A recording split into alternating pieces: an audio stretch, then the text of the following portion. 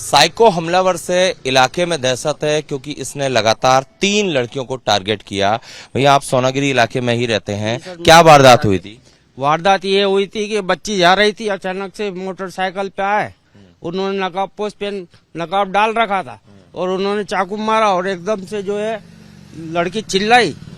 लोगों ने मेरे को बताया कि ऐसी वारदात हो गई है यहाँ पे, तो हम सभी यहाँ आए और देखा हमने, और यहाँ से जो महिलाएं और बच्चे हैं वो सब दहशत में हैं कि इस तरीके से कोई भी आके किसी को मार जाता है चाकू। और यहाँ के रहवासी और ज्यादातर महिलाएं और बच्चियां डरी हुई है कि ये महिला को क्यों टारगेट कर रहा है। हालात ये है कि 6 बजे के बाद लड़कियां महिलाएं निकल नहीं रही।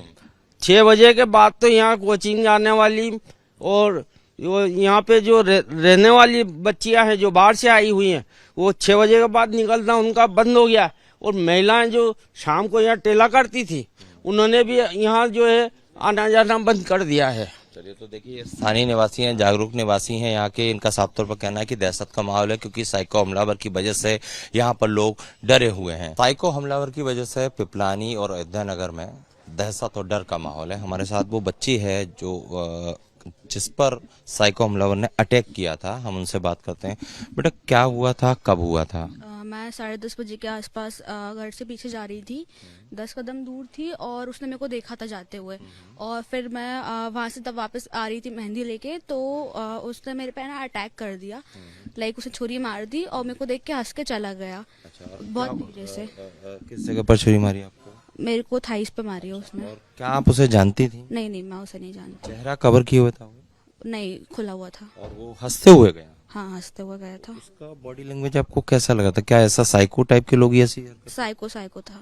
अच्छा, और जो घटना हुई इसके बाद पुलिस समय पे पहुंची? हाँ, पुलिस एकदम सही टाइम पे आई थी, ढूंढ भी रही है, हेल्प भी कर रही है पूरी, और आ भी रहे हैं कि कुछ ऐसा है तो नहीं ऐसा करके। कोई वजह समझ में आई कि आपको क्यों टारगेट किया? कोई इसका कोई आपसे पुरानी दुश्मनी या कुछ, या आपकी जान पहचान या कुछ भी ऐसा एंगल आपको लग रहा है? नहीं, ऐसा कुछ नहीं लग रहा है मेरे को, क्योंकि उसने और भी लोग पे अटैक करा है और उसने मेरे को जैसा अटैक करा है वैसे बहुत तेज, और समझ भी नहीं आया, बहुत जल्दी में ऐसा करा था उसने। सेम पैटर्न पे अटैक किया। हाँ। तो कहीं ना कहीं जब ये घटना हुई तो आसपास के लोग और आप सब, एक दहशत तो होगी कि इस तरह से अगर घटना हो जाती है, आरोपी कटर से हमला करके फरार हो जाता है। उसने मेरे को मारा तो बहुत आराम से गया था, ऐसा कोई भाग के नहीं गया था वो। और उस टाइम पे क्योंकि रात हो रही थी और ठंड का टाइम भी है, तो लोग घर में रहते ही हैं, और मैंने चिल्लाया था तो एक भैया आए थे मेरी हेल्प करने के लिए, तो मैं फिर डायरेक्ट हॉस्पिटल चली गई थी उसके बाद। क्या पुलिस पेट्रोलिंग और जो गश्त होता है या पुलिस टीम को और ज्यादा मुस्तैद होना चाहिए जिससे इस तरह की घटनाएं ना हो?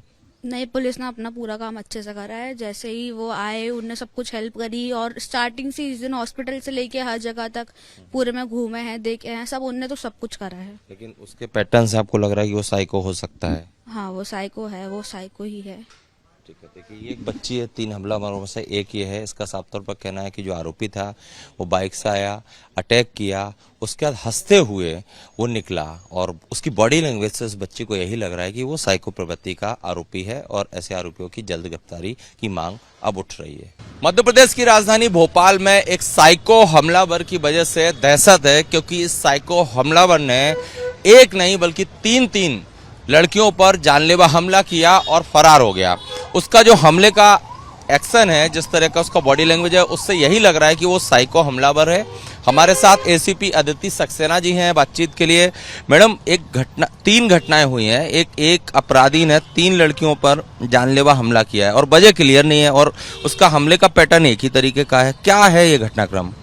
जी बिल्कुल, एक अज्ञात आरोपी ने ऐसे 3 बच्चियों पे अलग अलग स्थान पर मारने की प्रयास किया है। कोई नुकीली चीज से मारा गया है, जिसमें उचित धाराओं में कायमी की गई है। अलग अलग टीम्स लगी है, करीब 6-7 टीम्स इसमें लगी हुई है, और सभी जगह के सीसीटीवी फुटेज भी खंगाले जा रहे हैं और पुराने आरोपियों से भी पूछताछ की जा रही है। जल्द से जल्द पुलिस गिरफ्तारी करेगी। हमने एक विक्टिम बच्ची से बात की, उसने हमें बताया कि जब वो उसकी थाइस पर हमला करके निकला, उसके बाद मुड़कर देख रहा था, उसके चेहरे पर स्माइल थी, हंस रहा था।